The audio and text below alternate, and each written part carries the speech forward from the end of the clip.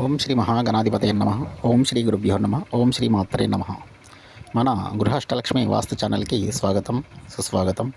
వీక్షిస్తున్న వీక్షకులందరికీ ప్రత్యేక ధన్యవాదములండి.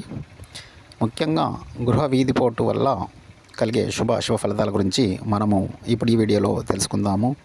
ముఖ్యంగా గృహంలో ఉత్తర ఈశాన్య వీధిపోటు గురించి తెలుసుకున్నట్లయితే దీనివల్ల స్త్రీలకు అన్ని రకాల ఆర్థిక అభివృద్ధి, ఉద్యోగ, విద్య, ఆత్మవిశ్వాసము మొదలైన ఫలితాలు కలుగజేయను. ఓం నమః శివాయ.